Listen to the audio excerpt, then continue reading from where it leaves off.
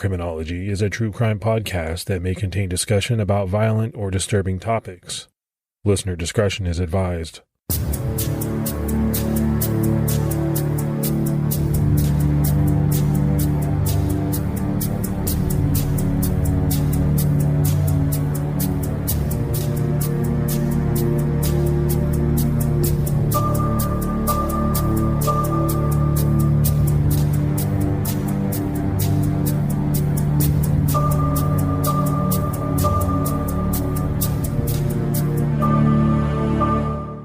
This guy is a pathological psycho killer. There's no doubt about it. Is there any doubt in your mind that there is or is not any connection between Vallejo and Lake Berryessa? This we're sifting out now. I wouldn't say that there is any connection, yet I wouldn't want to tell you that there isn't at this time. We have some pretty good physical evidence that we're working on now. Mm-hmm. And of course we're going to get together with the Vallejo authorities. We've been in contact with them since the incident, and we definitely will pool our resources. Welcome everyone to Criminology Season 1, Episode 3. That clip you just heard was from 1969. It was Napa Sheriff's Department Captain Donald Townsend speaking about the Zodiac killer in the wake of Zodiac's attack at Lake Berryessa. Now, in Episode 2, we detailed just how bad this attack was. Celia Shepard was killed, and Brian Hartnell was critically injured. In this episode, we're going to pick up with the investigation of the Lake Berryessa attack. I'm Mike Ferguson, and with me as always is my co-host Mike Morford. Morph, how are you today? I'm doing good. How about you, Mike? I'm doing great, man. Ready to get Episode 3 rolling. Yeah, I'm pretty excited. We had some really good feedback on Episode 2 and hoping to follow that up with another good episode. So a lot has happened in the span of 2 episodes, Morph. Episode 1...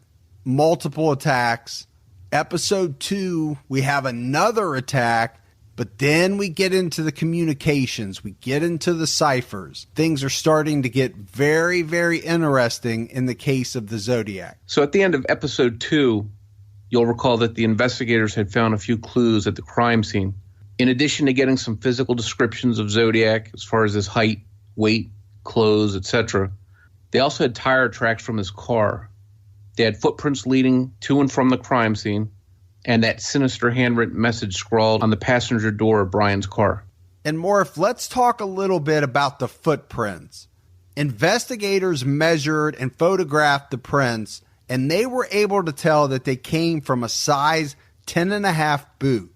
They also did compaction tests and were able to tell that based on how far the prints sunk into the ground, Zodiac was well over 200 pounds, and this backed up Brian and Cecilia's descriptions of the Zodiac. Later, based on the pattern of the tracks, police would be able to figure out that Zodiac was wearing size 10.5 wing walkers, and this was a very substantial clue in the case. Yeah, Mike, these wing walkers were a military-issue boot designed to walk on the wings of planes. They were issued to military personnel and to civilian personnel on many bases. Now, there were several military bases in the Bay Area and all over the state of California. The problem was there were thousands of these boots in existence. And to make matters worse, many of the pairs of boots wound up being sold at military outlet or surplus stores. So while the tracks could mean Zodiac was in the military, there was no guarantee of it.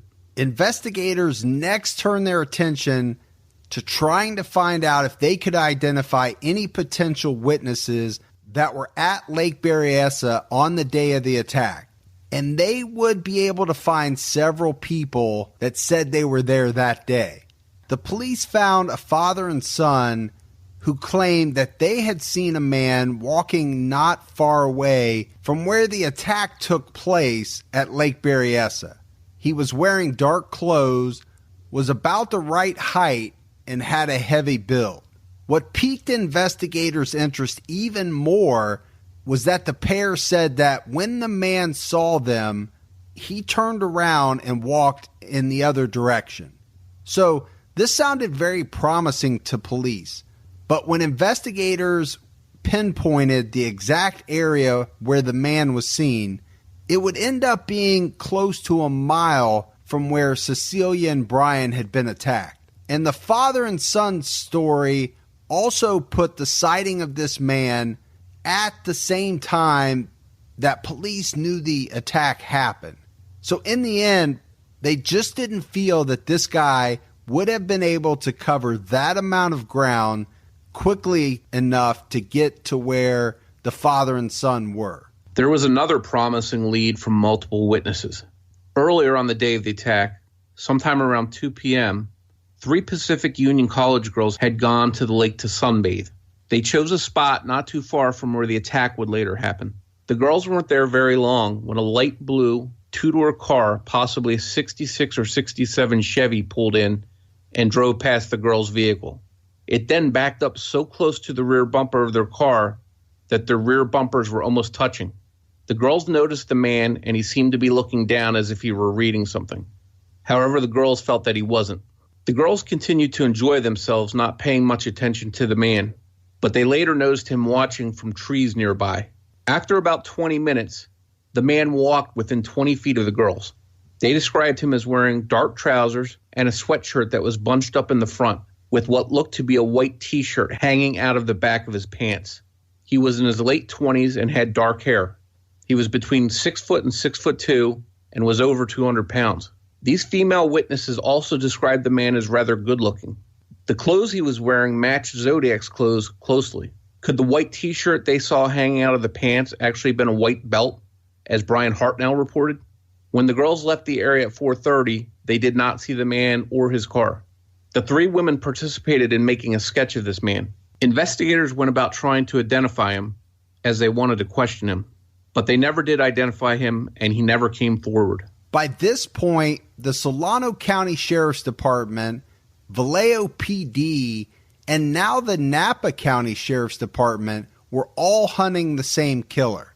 And while they were not officially working together, they all began to notice a pattern in his attacks.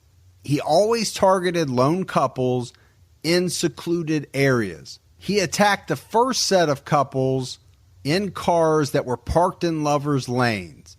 And in these attacks, he used a gun. But then in the third attack, he chose victims that were outside of their car and would use a knife as his main weapon. So there does seem to be a slight difference in MO between the first 2 attacks and the third. There are some really distinct differences in what goes on here, which is not to say that serial killers always do the same thing, because they don't. One of the myths I start my course on serial killers is that people think they always use the same weapon and they always target the same kind of victim and always use the same MO. That's a myth that comes out of fiction and TV shows. It's not true. There are a few serial killers who tend to do the same thing, but quite a few don't. So, Morph, that was Dr. Katherine Ramsland. You and I had the opportunity to sit down with her and have a very lengthy conversation about the Zodiac.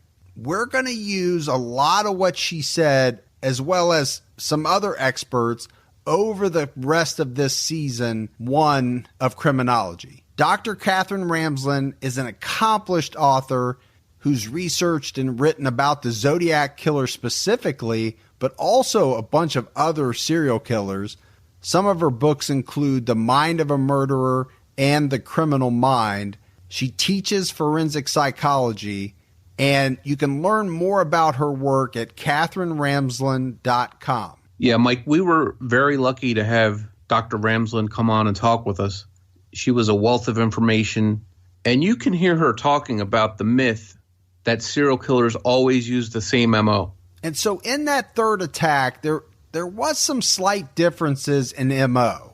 But the one thing that was consistent is that all 3 attacks involved couples. But Zodiac's next attack is going to completely break the pattern. So after this attack in Napa County, people all over the Bay Area realized that this killer wasn't confined to a single town, and they wondered when and where this maniac would strike next.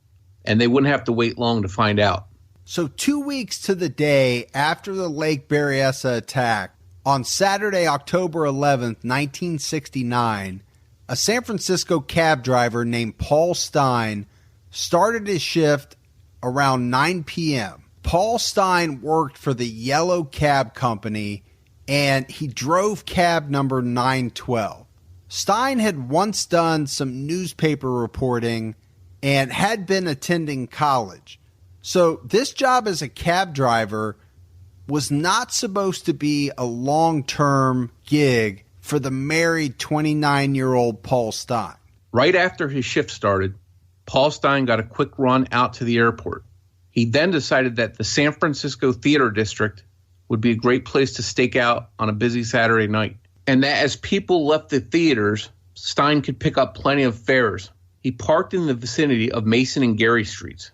At around 9:40 to 9:45 p.m., Stein picked up a fare around that location. The passenger instructed Stein to drive to Washington and Maple Streets. This location was in the prestigious Presidio Heights neighborhood, about 3 miles away. This ride would take about 10 to 15 minutes depending on traffic. Stein logged the address in his fare book and started driving. Stein drove to Washington and Maple as his fare book indicated. But then he went 1 block further before putting the cab in park at the intersection of Washington and Cherry. At that moment, the passenger in his cab placed a gun to the right side of Stein's head and pulled the trigger. Blood went everywhere. There's been speculation that the passenger may have fired this shot from the front seat of the cab, so he would have had to have been sitting in the passenger seat as opposed to the back seat where passengers normally sit when they're picked up by cab drivers. But this is a fact that police are never going to make an official decision on. And the other thing that police are not going to be able to figure out is why exactly Paul Stein parked the cab 1 block further than his fare book indicated. A group of young teenagers in the house on the corner of Washington and Cherry looked out from their upstairs window and saw the cab across the street. They never heard a shot, but what they saw led them to believe that the cab driver was possibly being robbed. The passenger was outside of the cab on the passenger side, the side that was out of the teenagers' view.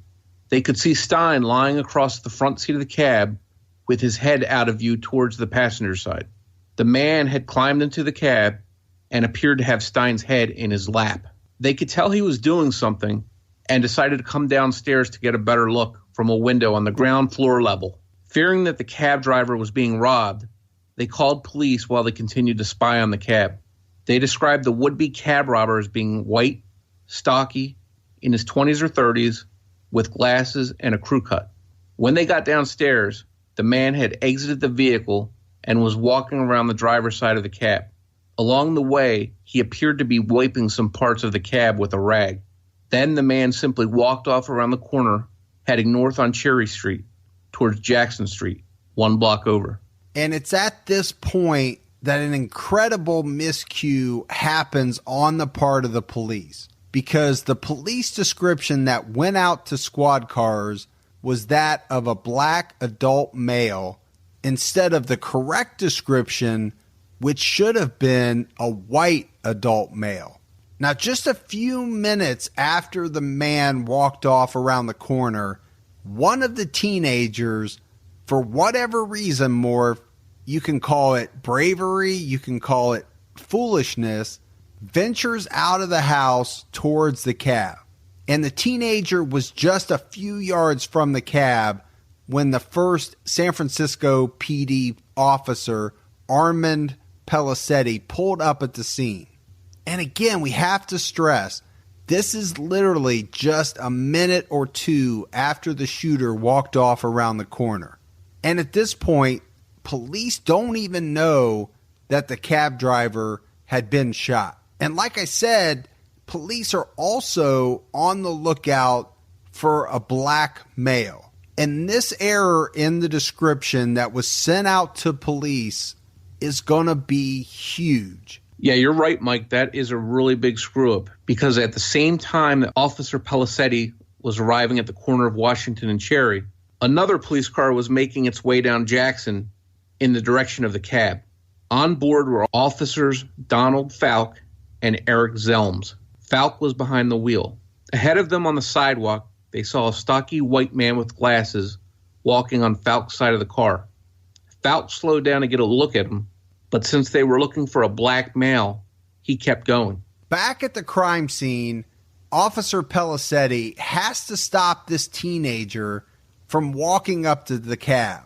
And Pellicetti tells him to turn around, but quickly questions the teen about what he had seen. The youth tells Pellicetti that a stocky white male with glasses and a crew cut had walked off from the crime scene and around the corner heading to Jackson Street. Pellicetti races to get to his radio in the car to call this in and correct the description of the assailant. As soon as the dispatcher corrected the description, Officer Falk heard it on his radio, and he realized that they had just passed a man walking by on Jackson that fit that description. They immediately did a U-turn and raced back to where they had seen the man, but he was gone. The street was dark, and it bordered the U.S. Presidio, an army base, which had a heavily wooded area. In addition, there were nearby playgrounds and any number of areas to hide. The shooter could have hidden in any of those areas, or if he had a car hidden nearby, could have simply jumped into it and fled. At the same time that Officers Falk and Zelms are trying to find the man they had seen, Pellicetti is taking a closer look at the cab and at Paul Stein. He can tell immediately just by looking at Stein that he was dead, but he checked his pulse to verify. Stein's body was lying across the seat and his head was hanging out of the passenger side of the cab, almost touching the ground. This crime scene was extremely bloody and gruesome. Pellicetti went around the corner and followed the path of the shooter. He was being extremely cautious because he knew at this point that the killer was probably only minutes in front of him, and there was no doubt that he was armed and dangerous. Pellicetti turned right on Jackson, and while he's walking down Jackson Street, he sees a man in a robe with a leashed dog. But this man didn't fit the description, so Pellicetti quickly moved on. Not finding anything unusual and wanting to get back to the crime scene to make sure that no one disturbed it, Pellicetti headed back to the cab. By the time Pellicetti got back to the scene, multiple police cars had arrived. This whole crime was something that the neighborhood of Presidio Heights was not used to. This was an upper-class, wealthy neighborhood with very little crime. To have a bunch of police cars with sirens and lights flashing after 9 p.m. on a Saturday night there was very unusual. The officers there secured the crime scene and requested police dogs to search the area. The homicide department was called to the scene to investigate. At first glance, it looked like a cab robbery gone wrong. The on-call detectives that night were Inspectors Dave Tosky and Bill Armstrong. While police waited at the scene for the arrival of Inspectors Tosky and Armstrong, the manager of the yellow cab company, Leroy Sweet, was asked to come down and ID the driver. Mr. Sweet arrived, and he identified the murder victim as Paul Stein. Tosky and Armstrong were two really good detectives. They had a massive amount of experience between them.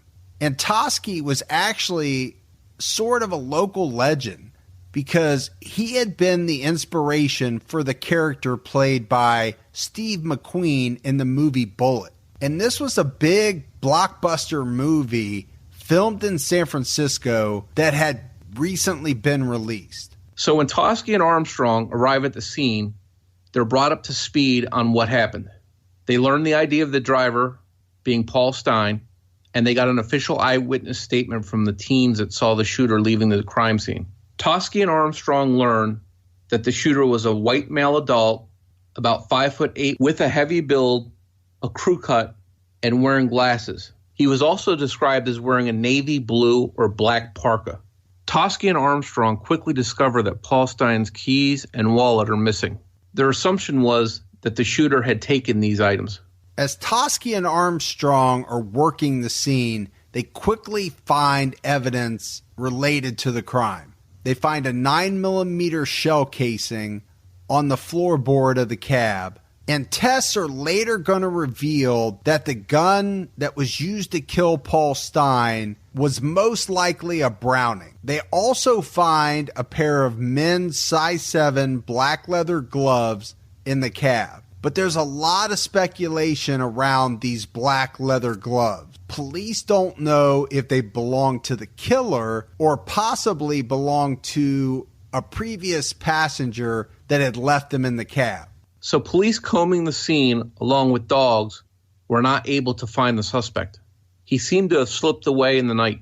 It must have been very frustrating for the police at the scene to be only a minute or so behind the killer and not be able to catch him. The incorrect radio description that went out likely caused Falk and Zelms to drive right by the killer on Jackson Street. Before the cab was towed away, investigators found one crucial clue: a bloody fingerprint located on the post between the front and rear driver's side doors. Having a fingerprint and a description of the shooter seemed like a good start for the San Francisco Police Department. On October 13th, the SFPD started to circulate a sketch of the suspect in the area, and they heavily focused on bringing the sketch to the attention of cab drivers around the city. Reports would come in the next day that witnesses had seen a stocky man matching the shooter's description escaping into a secluded playground.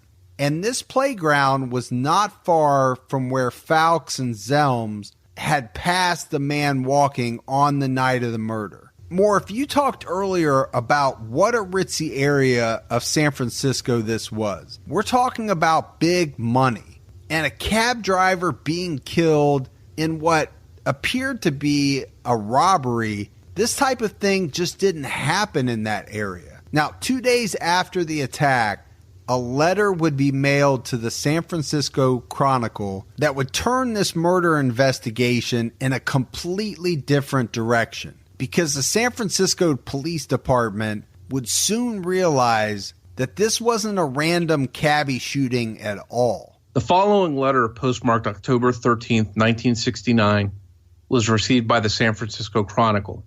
Although the letter was shocking, what accompanied it was even more shocking. This is the Zodiac speaking. I am the murderer of the taxi driver over by Washington Street and Maple Street last night. To prove this, here is a blood-stained piece of his shirt. I am the same man who did in the people in the North Bay area. The San Francisco police could have caught me last night if they had searched the park properly instead of holding road races with their motorcycles, seeing who could make the most noise. The car drivers should have just parked their cars and sat there quietly waiting for me to come out of cover. School children make nice targets. Okay, I think I shall wipe out a school bus some morning.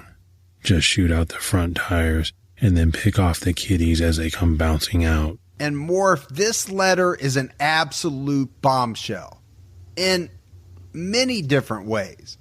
So not only does the Zodiac take credit for the murder of Paul Stine, but he's proving how demented he is by including a bloody piece of Stine's shirt as evidence. And then he talks about the threat of shooting kids as they get off of their school buses. This really shows just how disturbed the Zodiac was. In his violent movements, or rather the violent periods that he has been in, he's an absolutely ruthless, completely merciless killer. He calmly goes about his business of, in one case, telephoning the police, and another tearing a strip off the shirt of the dead body of the immediately killed victim. He doesn't get great excitement over it. He just he thinks killing is just killing. So somebody like that is going to be a very serious problem for us. That clip was Captain Martin Lee of the San Francisco Police Department responding to the letter that they believe was from the Zodiac. And you can hear it in his voice just what a serious situation this was. In this letter, Zodiac ratchets up the level of terror when he makes the threat against school children because this threat is going to cause a citywide panic. He wants to be sure that his name and the impressions he's trying to give are all consistent, that nobody at any time is going to actually saddle him with a name that is going to undermine his mission. And his mission is to terrorize a city, a state, a country if possible, but certainly the most immediate arena that matters to him, the people of Northern California. He wants to terrorize them and make them think that he's out there among them and he could strike at any time and he could kill their kids and he could kill couples out, making out, that nobody's safe, and that's because he's there. So that was Dr. Katherine Ramsland again, and you can hear her talk about the fact that she believes the Zodiac's mission is to terrorize the people of Northern California. And Morph, I think he succeeded in his mission, because this letter is going to terrorize the people of Northern California and put the whole area on edge. Yeah, Mike, I think this letter definitely put the entire area on edge and shocked the San Francisco Police Department. They now had reason to believe that the Zodiac had struck in their city. If Zodiac really had murdered Paul Stine, then they knew he was capable of killing without hesitation due to his previous attacks. So they had to take the threat against school children seriously. But they had to know for sure, did the Zodiac really kill Stine, or was Stine's killer trying to pretend he was the Zodiac? Morph, there was no doubt that the letter had come from Stine's killer. I mean, it included bloody pieces of Stine's shirt. And although police believed that the letter was from the Zodiac, they would need some type of confirmation to be 100% sure. And it would not be until a questioned documents examiner named Sherwood Morrill becomes involved in the investigation that the Paul Stine murder would be officially listed as a Zodiac crime. Sherwood Morrill was the state of California's top questioned documents examiner. He was a well-respected expert in the field of documents examination with years of experience. The SFPD knew that they had to take this letter to him in Sacramento to get his opinion as to whether the writer really was the Zodiac. Morrill concluded that the letter definitely was written by the Zodiac. This was a huge connection.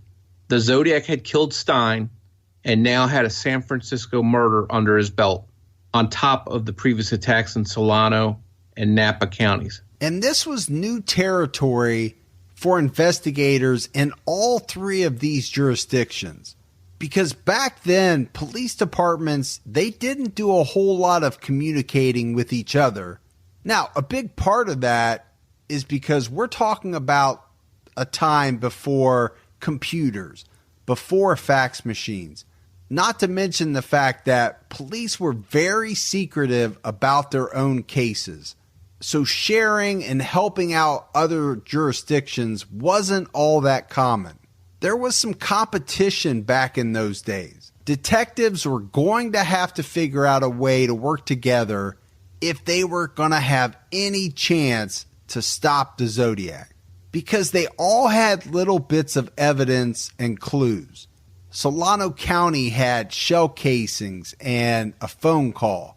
Napa County had the wing walker tracks. And San Francisco PD may have had the best evidence of all in the eyewitness description of the killer and the bloody partial fingerprint that was found on the cab. Yeah, Mike, that fingerprint was huge because over the years, it would wind up ruling out over 2,500 suspects. So in the time before DNA, a fingerprint was the holy grail of evidence. Find the man that left that bloody print on the cab, then you find the Zodiac. And investigators didn't waste any time.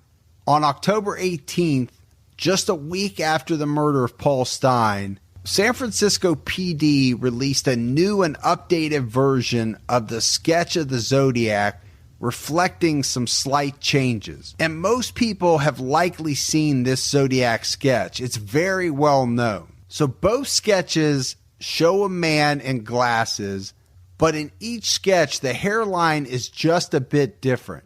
And while overall they both look very similar to each other, the descriptions of the Zodiac at least as far as his age are concerned, are a bit different. In the original sketch, Zodiac is described as being between 25 and 35 years old, but in this revised description, he's listed as being between 35 and 45 years old. This updated side-by-side sketch is circulated all over the San Francisco Bay Area. People all over Northern California know there's a maniac on the loose, and now they have a face to put to the name Zodiac. So in the middle of the chaos that resulted from the Zodiac's murder of Paul Stein and the fear spreading in San Francisco, a call came into the Oakland Police Department early on the morning of October 22nd, 1969. The caller claimed to be Zodiac, and he requested that one of two high-profile attorneys, either F. Lee Bailey or Melvin Belli, appear on a morning talk show in the Bay Area. This morning show, hosted by Jim Dunbar, was on KGO TV. Zodiac told police that if either F. Lee Bailey or Melvin Belli appeared on the show, that he would call in and speak with them. F. Lee Bailey was not available, but Melvin Belli agreed to appear on the show, and this was something that was right up his alley. It really was, Morph, because Melvin Belli was a larger-than-life character.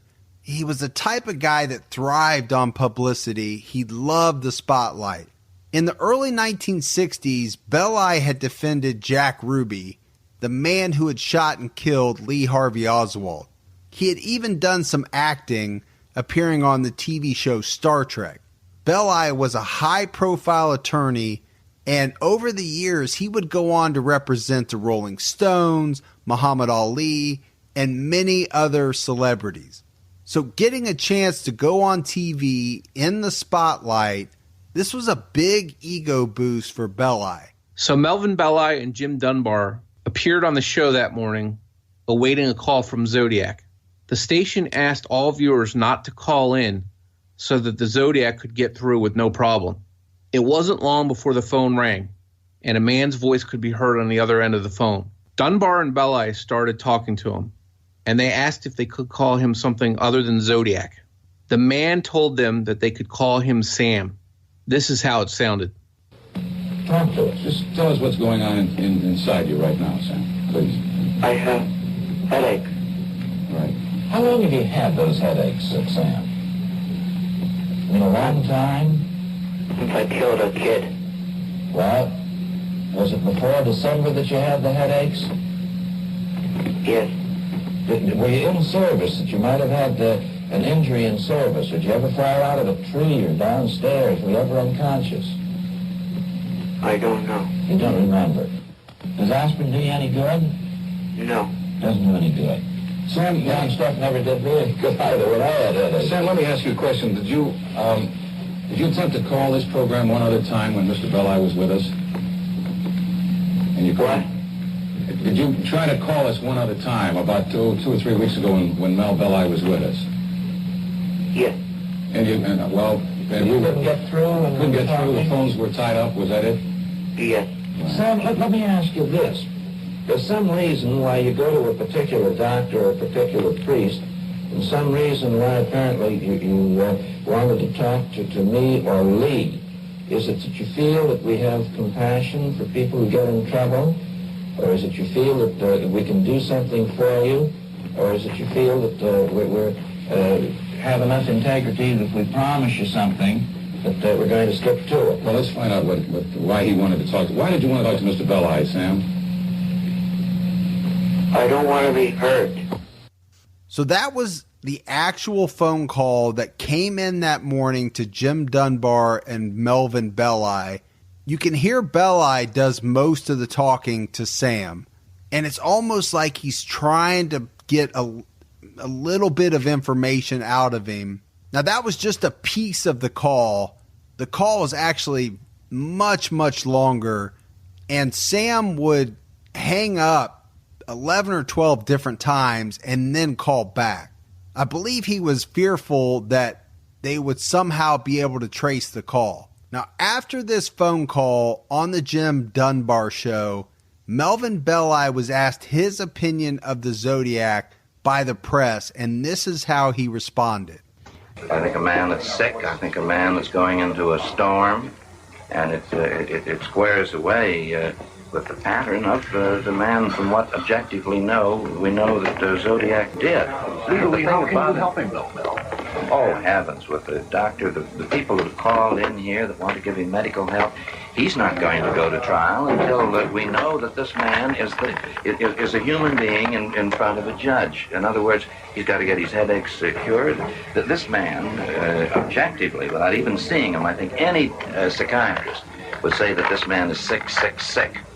Now, during the call on the morning show, Melvin Belli was able to get Sam to agree to meet he and Dunbar at a place called the St. Vincent de Paul Thrift Store. And this was a very public place in Daly City.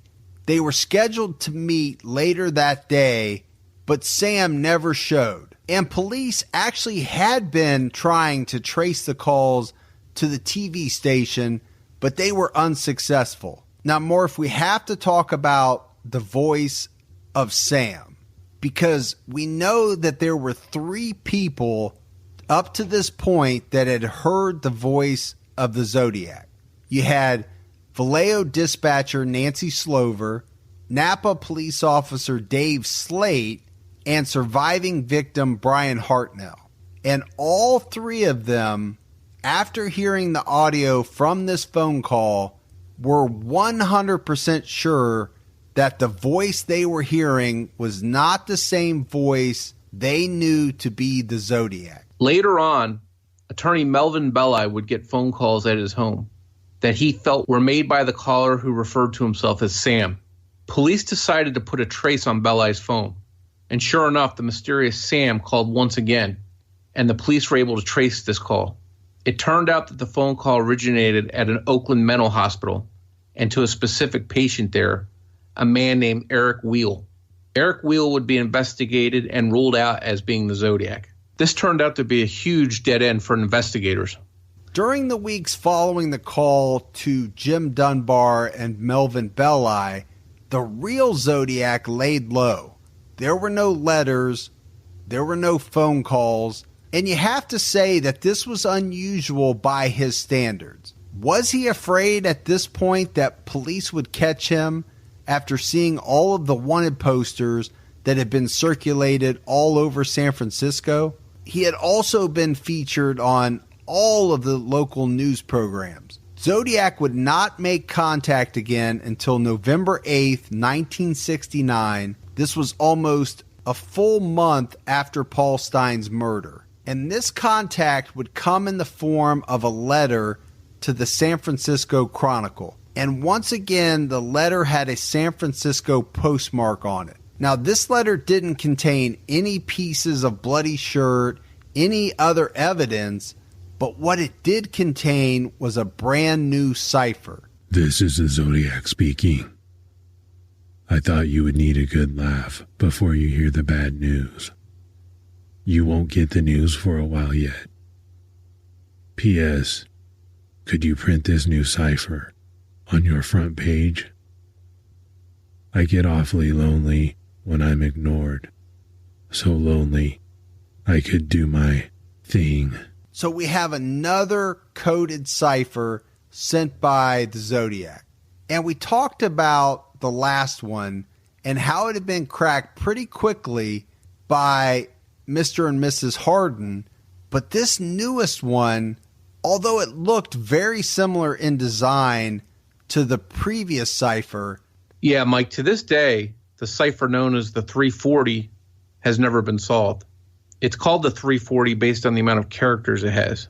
And this is despite the FBI and other code breakers, as well as countless computer programs attempting to break the code. So the very next day, after Zodiac mailed this letter and cipher, he sends another letter to the San Francisco Chronicle. And you have to say, Morph, that the Chronicle had become the Zodiac's favorite paper to write to. And this new letter sent the next day is another huge threat that would strike fear in the Bay Area. This is the Zodiac speaking. Up to the end of October 1st, I've killed 7 people. I have grown rather angry with the police for their telling lies about me. So I shall change the collecting of slaves. I shall no longer announce to anyone when I commit my murders. They shall look like routine robberies, killings of anger, and a few fake accidents, etc. The police shall never catch me because I have been too clever for them. 1. I look like the description passed out only when I do my thing. The rest of the time I look entirely different. I shall not tell you what my disguise consists of when I kill.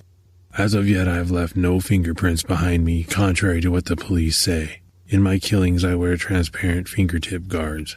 All it is 2 coats of airplane cement coated on my fingertips. Quite unnoticeable and very effective. 3. My killing tools have been bought through the mail order outfits before the ban went into effect, except one, and it was bought out of the state. So as you can see, the police don't have much to work on.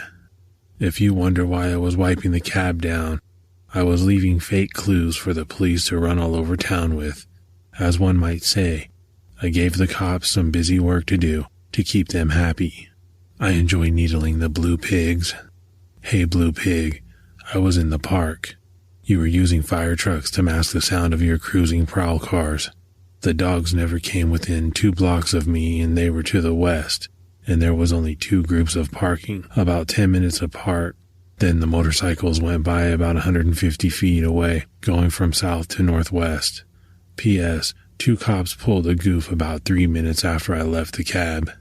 I was walking down the hill to the park when this cop car pulled up, and one of them called me over and asked me if I saw anyone acting suspicious or strange in the last 5 to 10 minutes. And I said yes, there was a man who was running by waving a gun, and the cops peeled rubber and went around the corner as I directed them, and I disappeared into the park a block and a half away, never to be seen again. Hey pig, doesn't it rile you up to have your nose rubbed in your boo-boos?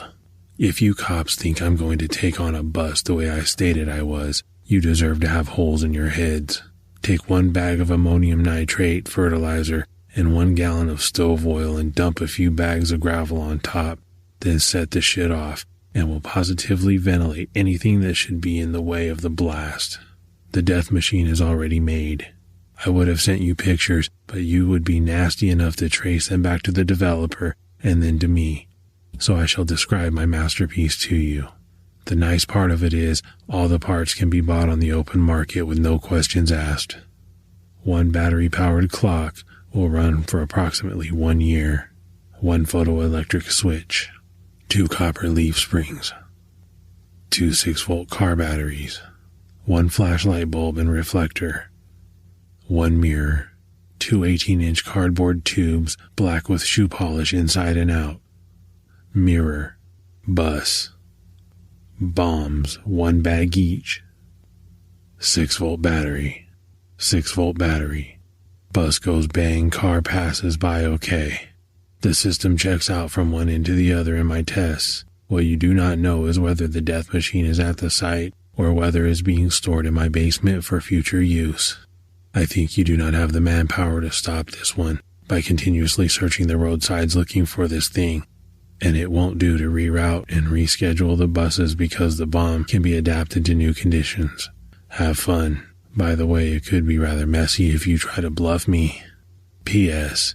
Be sure to print the part I marked out on page 3, or I shall do my thing. To prove that I am the Zodiac, ask the Vallejo cop about my electric gun sight, which I used to start my collecting of slaves. So obviously this letter was much longer than previous communications, and it was very detailed. So you have the Zodiac threatening to set off bombs, and the police at this point, they have to take all of his threats seriously. They know how capable he is of killing. And it's not just that he talks about the bombs, Mike, but he also makes some other big claims as well. First, he says that he was leaving fake clues to keep the cops busy, and that the fingerprint found at the crime scene was not really his. He also mentions that he only looks like the description in the wanted posters when he does his thing. One other interesting thing he mentions is that 2 cops pulled a goof and drove by him and stopped and talked to him. This car would likely have to be the car with Officers Falk and Zelms in it that passed him on Jackson Street. SFPD to this day has strongly denied that any of their cars ever stopped Zodiac that night. He's giving a lot of facts in this letter. And one of them that really interests me is when he talks about storing the bomb, because he makes mention of the fact that it could possibly be stored in his basement. And I think this is a big deal because there are not a lot of basements in that area of California. So if he's being truthful, it's a big clue that could possibly narrow down the suspect list. So at this point, the entire city of San Francisco, and really the whole Bay Area for that matter, is concerned about what the Zodiac might do next. But things actually go very quiet. No bombs go off. No school bus tires are shot out. Zodiac doesn't follow through on any of his threats that he's made in these communications. On November 12, 1969, Officer Falk, who had passed Zodiac on Jackson Street the night of Paul Stine's murder, sends the following interdepartment memo to Homicide Inspector Dave Toschi. Sir, I respectfully wish to report the following. That while responding to the area of Cherry and Washington Streets, a suspect fitting the description of the Zodiac killer was observed by Officer Falk walking in an easterly direction on Jackson Street and then turned north on Maple Street. This subject was not stopped as the description received from communications was that of a black male. When the right description was broadcast, reporting officers informed communications that a possible suspect had been seen going north on Maple Street into the Presidio, the area of Julius Kahn Playground, and a search was started which had negative results. The suspect that was observed by Officer Falk was a white male adult, 35 to 45 years, about 5'10", 180 to 200 pounds, medium heavy build, barrel chested, medium complexion, light colored hair, possibly graying in the rear. May have been lighting that caused this effect. Crew cut, wearing glasses, dressed in dark blue waist length zipper type jacket, navy or royal blue. Elastic cuffs and waistband zipped part way up. Brown wool pants pleated type, baggy and rear, rust brown. May have been wearing low-cut shoes. Subject at no time appeared to be in a hurry, walked with a shuffling lope, slightly bent forward, head down. The subject's general appearance to classify him as a group would be that he might be of Welsh ancestry. My partner that night was Officer E. Zelms, number 2348 of Richmond Station. I do not know if he observed this subject or not.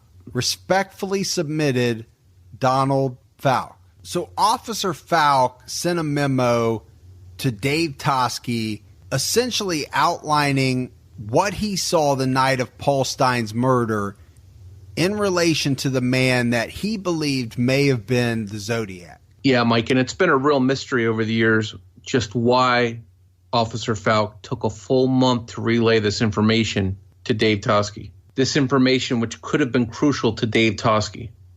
His overall description matched the description given by the kids that witnessed Zodiac at Stine's cab. So we move forward to December of 1969, and at this point, police are starting to get bombarded with all types of letters from individuals claiming that they are the Zodiac. But police and Sherwood Morrill, the documents examiner, they're able to rule many of these letters out as nothing more than hoax letters from people out there seeking attention. And you have to think more that there were some troubled people most likely sending some of these letters. These people would have to be troubled to write letters claiming that they were the Zodiac. Meanwhile, the real Zodiac was busy writing his own letter. And he would mail this latest letter on December 20th, 1969, which just happened to be the 1-year anniversary of the murders of David Faraday and Betty Lou Jensen on Lake Herman Road. It turns out that instead of mailing a letter to the newspapers as he had done previously, this letter was mailed to attorney Melvin Belli. Dear Melvin, this is the Zodiac speaking. I wish you a happy Christmas. The one thing I ask of you is this. Please help me. I cannot reach out for help because of this thing in me won't let me. I am finding it extremely difficult to hold it in check. I am afraid I will lose control again and take my 9th and possibly 10th victim. Please help me. I am drowning. At the moment, the children are safe from the bomb because it is so massive to dig in and the trigger mech requires much work to get it adjusted just right. But if I hold back too long from number 9, I will lose all control of myself and set the bomb up. Please help me. I cannot remain in control much longer. And Morph, what I think is very interesting about this letter is that he talks about victim number 9. But when you go back and you count up the known victims of the Zodiac, there's no victim number 8 that we're aware of. Yeah, you're absolutely right, Mike. There's no number 8 that we know of, but he did say that he would disguise some of his killings as accidents and would no longer take credit for his murders. And the other thing about this letter is it differs from his previous communications in that this letter is not messy. It's not slanted like his previous letters. This one is very, almost fancy, I think is the word you'd have to use. And the writing is very neat.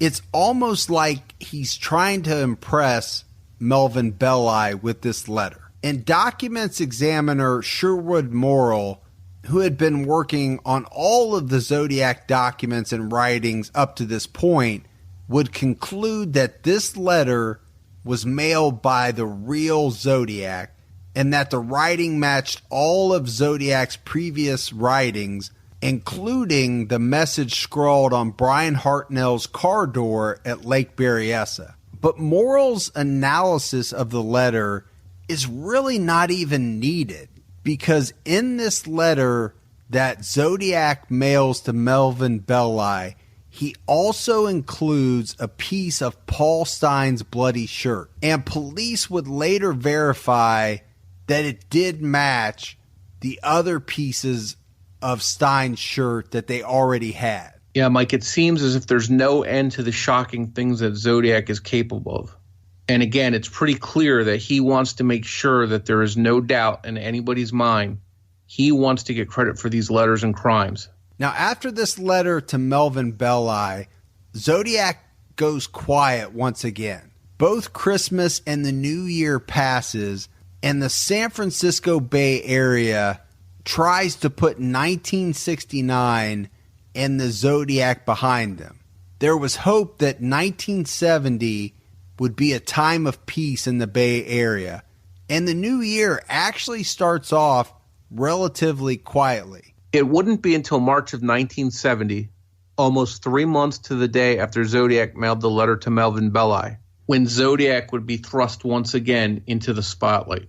A woman on a lonely and dark stretch of highway near Modesto, California, would have a terrifying experience. But those details will be revealed in episode 4. So, Morph, that's it for episode 3. But there's so much more of the Zodiac story to come. We've got more experts to weigh in on the Zodiac. We've got suspects to cover, analysis, interpretation. There's just so much more, Morph, that is going to take place in this case. If you like the show, please take the time to rate, review us on iTunes or your favorite Android app. And if you haven't done so yet, please subscribe. And I just want to thank all the listeners and followers that we have that have reached out and given us positive reviews and some really good feedback about the first 2 episodes. Make sure you follow us on social media. We're on Twitter at Criminology Pod, or you can find us on our Facebook page by by searching Criminology Podcast. And we'll definitely be putting up copies of the letters that we talked about in this episode on the Facebook page. Hey everyone, Morph and I are huge fans of Robin Warder and his podcast, The Trail Went Cold. So listen to this clip from Robin himself telling you all about his podcast. Hello everyone, this is Robin Warder, host of the true crime podcast, The Trail Went Cold. If you grew up watching the classic television show Unsolved Mysteries, then this is the podcast for you. Each week, I profile a new unsolved murder or missing persons case and share all the baffling details. Afterward, I provide my own personal analysis and theories about what might have happened. This is a show for true crime buffs who are fascinated by cold cases and love to discuss them and pick them apart in an attempt to figure out the truth. So be sure to check out our podcast to learn about some truly bizarre unsolved mysteries where the trail went cold. So for Mike Ferguson and Morph, we'll catch you next week on Criminology. Take care, everybody.